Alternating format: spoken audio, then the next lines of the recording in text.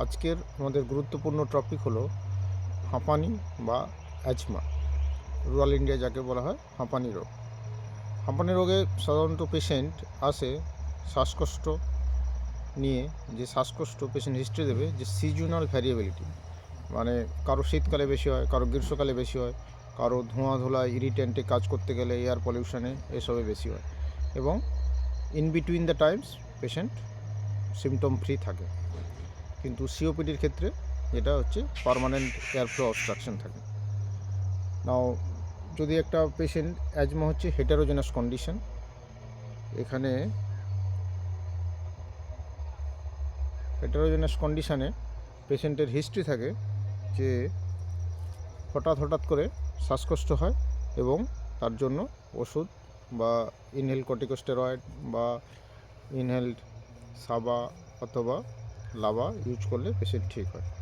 আর patient যখন আসে তখন আমাদের এটাকে ডায়াগনোসিস করতে হয় এটা অ্যাজমা না আদার অন্য কারণে শ্বাসকষ্ট হচ্ছে। অ্যাজমা এবং সিওপিডির মধ্যে পার্থক্য আমরা জেনারেলি মেনলি করি। অ্যাজমাতে হচ্ছে সিজনাল ভ্যারিয়েবিলিটি থাকে, এবং স্পাইরোমেট্রিতে এখানে হচ্ছে ভ্যারিয়েবল এয়ারফ্লো অবস্ট্রাকশনস, এবং পোস্ট ব্রঙ্কোডাইলেটর রেসপন্স দেখলে দেখা যায় যে আমাদের এয়ারফ্লো লিমিটেশন অনেকটাই কমে যায় বা চলে যায়। এটা হচ্ছে reversible airflow obstruction in case of asthma. অ্যাজমার হিস্ট্রি যেটা নিতে হয়, এবারে অ্যাজমার ক্ষেত্রে আমাদের exposure and risk factor related to the development of অ্যাজমার যে হিস্ট্রিগুলো নিতে হয়, যে allergen exposure to dose with predisposition to atopy, occupational exposure আছে কিনা, এয়ার পলিউশন আছে কিনা, ইনফেকশন, মানে viral infection most commonly, tobacco chewing করে বা টোবাকো বা history of smoking, obesity, diet, fungi in allergic airway response. Triggers for airway narrowing, that's main হচ্ছে allergens, irritants, viral infections, exercise to cool and dry air বা exercise induced asthma, drug exposure different types of ড্রাগের জন্য, occupational exposure and hormonal changes on pregnancy related asthma. Others conditions we have to differentiate from asthma is পেশেন্টের heart failure আছে কিনা, কোনো airway obstruction আছে কিনা, others condition of dyspnoea or respiratory distress কিছু আছে কিনা, শর্টনেস অফ ব্রেথের আদার্স কজ আছে কিনা, any comorbid conditions like obesity, hypertension induced heart failure, এবং কোনো অ্যালার্জেন কন্ডিশানে সে কাজ করে, অকুপেশনাল এক্সপোজার হিস্ট্রি, অকুপেশনালের জন্য কোনো অসুবিধা হয় কি না। নাও আমাদের অ্যাজমা থেরাপির goal, what is the goal of asthma therapy?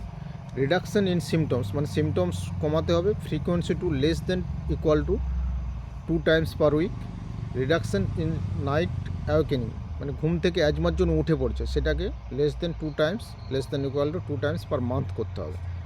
রিডাকশনস of reliever use, ICS or SABA use less than 2 times a week except before exercise.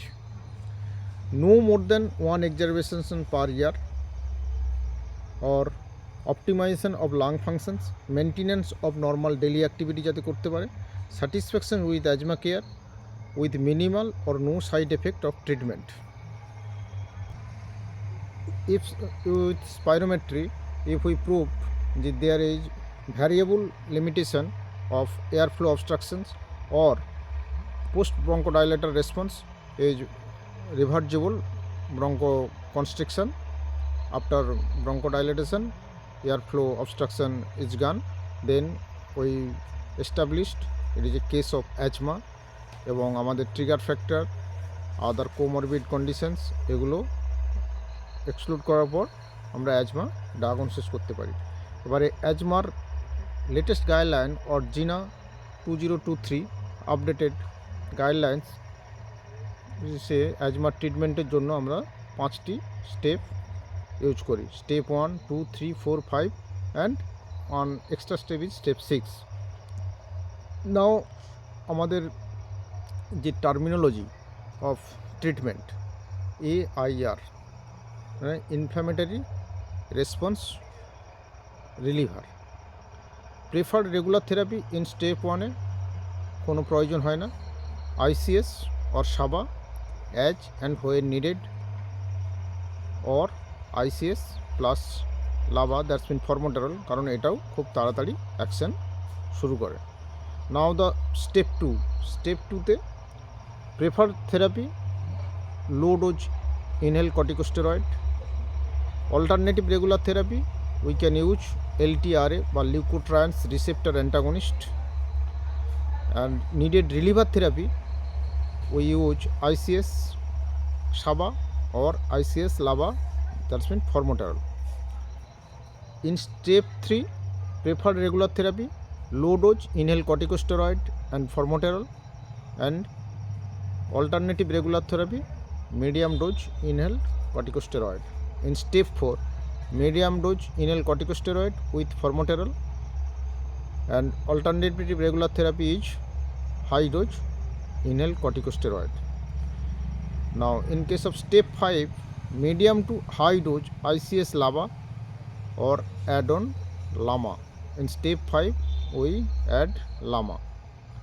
Or alternative regular therapy মধ্যে anti interleukin 5 or interleukin 4 or alpha receptor anti IgE antibody or biologics we can use. In step 6, anti IgE anti interleukin 5, and we also use oral corticosteroid. অ্যাজমার আমাদের যে sign সিমটমের মধ্যে clinical এক্সামিনেশনে আমরা wheezing, চেস্টে প্রচণ্ড পরিমাণে wheezing, শঁ করে শব্দ, বাঁশির মতো শব্দ হয়। আর অনেকের অ্যাটোপি থাকে, অ্যাটোপিক অ্যাজমা বা অ্যালার্জিক অ্যাজমা আমরা যাকে বলি। অনেকে ছোটোবেলা থেকে ধরুন air upper respiratory tract infection, frequently upper respiratory ট্র্যাক্টের ইনফেকশান, রানিং নোজ, এইসব হিস্ট্রি নিয়ে আসে এবং বলে খুব যে কোনো এক্সপোজারে অ্যালার্জি হচ্ছে। তাদের ভবিষ্যতে অ্যাটোপিক বা অ্যালার্জিক অ্যাজমা ডেভেলপ করার চান্স বেশি হয়।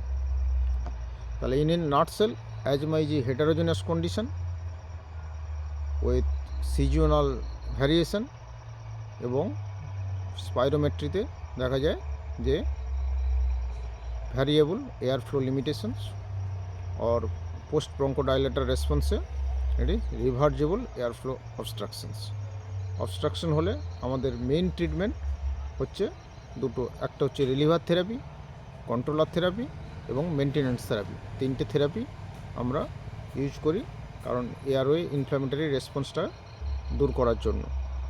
ব্লাডে যদি দেখা যায়, ব্লাড কাউন্টে আমরা সিবিসি করে যদি দেখি অ্যাবসোলিউট ইওসিনোফিল কাউন্ট বেশি, তখন ইনহেল কর্টিকোস্টেরয়েড খুব গুরুত্বপূর্ণ শর্ট অ্যাক্টিং এবং রিলিভার থেরাপি হিসেবে কাজ করে। Now patient with greater risk of asthma mortality. অ্যাজমাতে পেশেন্টের মোর্টালিটি রিস্ক কখন বেড়ে যায়? যদি দেখা যায় যে history of intensive care unit admissions for asthma, history of intubations for asthma, difference drug use, patient ডিপ্রেশনে চলে গেছে, নিউ ডায়াগনোসিস, মোর দেন